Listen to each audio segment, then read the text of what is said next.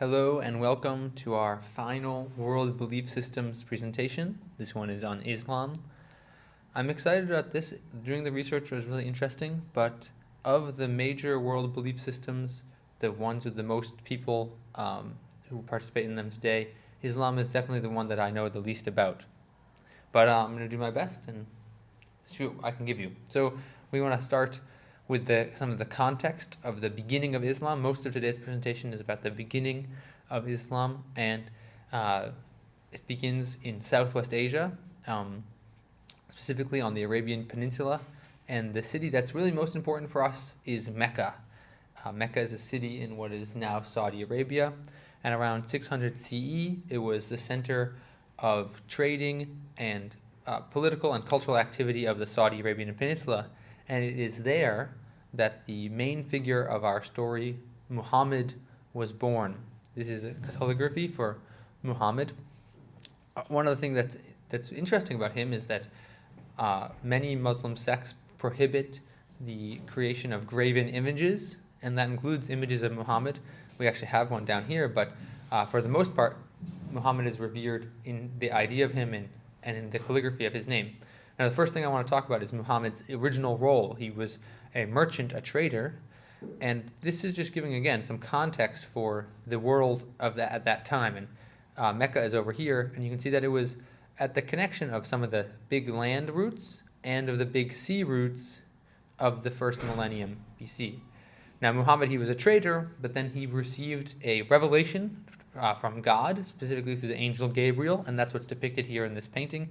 Of course, many sects don't want to show images of Muhammad. We don't want to see what he is, but he was considered to be a prophet who had divine revelation from God. That's Muhammad.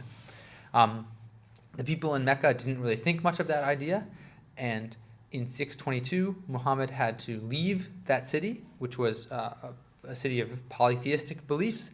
He moved to another city, Medina. In Medina, his beliefs were, his claims of divine revelation from a single God were taken better, and he was able then to return to Mecca, take over, kick out the polytheistic beliefs, and form Mecca as the center of a new united Arabian Peninsula, and it was united under the new faith of Islam, which means, by the way, submission to God.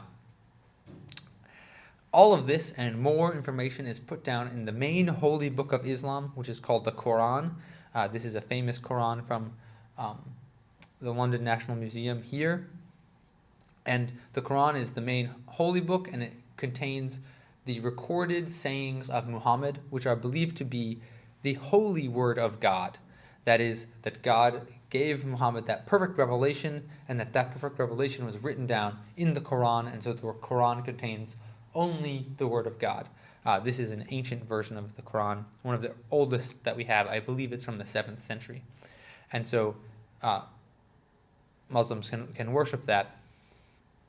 One of the other important things that's in the Quran, apart from just the sayings of Muhammad, one of the key parts of his sayings are the holy law of Islam. And one of the interesting things about the Muslim religion is that in many cases it is connected tightly with the political sphere.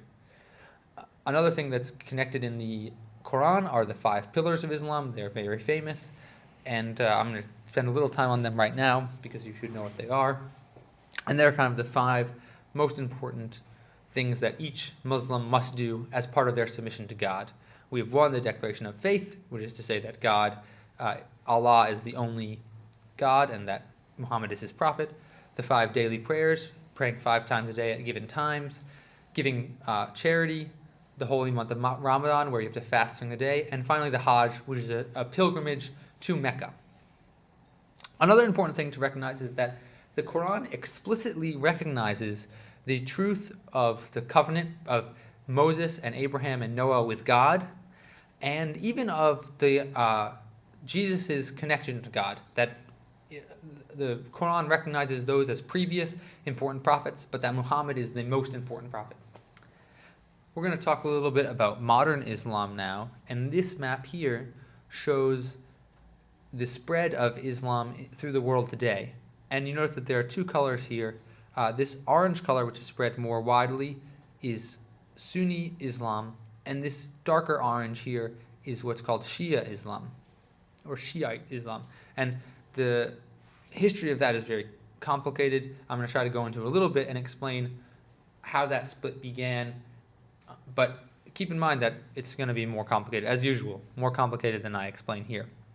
The main issue is that after Muhammad, once again, the prophet of God, died, people had to find out, well, who are we going to follow next? And the first person they decided to follow was Abu Bakr, who is this guy here. He's defending Muhammad from the Meccans, the people from Mecca, and he was one of Muhammad's closest friends and supporters, and so he was chosen as the first successor.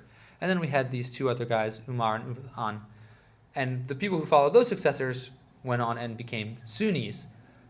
There's another person, Ali, who is Muhammad's son-in-law, and some other people said, no, Ali should have been Muhammad's only follower, and those people went on to become Shia, or Shiites, and that main split over who was the rightful follower of Muhammad is a big deal in Islam. Talking a little bit more about modern Islam, Islam these days is unfortunately connected with the actions of a few Muslims who have done terrible things, but many more Muslims are saying, well, I don't want to be connected to them. Just because some people who share my faith do something, don't want to be connected to them. And one of the words that kind of has represented that connection between Islam and violence is jihad, which is a confusing term because it has a number of different meanings. The most important meaning for me is probably its meaning as a struggle, an internal struggle, which is what's being used in this picture, to build bridges through friendship. I'm trying to do that and work on that. But another important meaning is its meaning as holy war, which has been used by Muslims and non-Muslims. But these days, many Muslims would like that meaning to become the less important meaning, and to really emphasize the meaning of personal or spiritual struggle. Okay, thank you very much for listening, and thank you very much for tuning into all of these videos. It's been really interesting trying to make them and put them together, and I hope you continue to check out the videos I make in the future.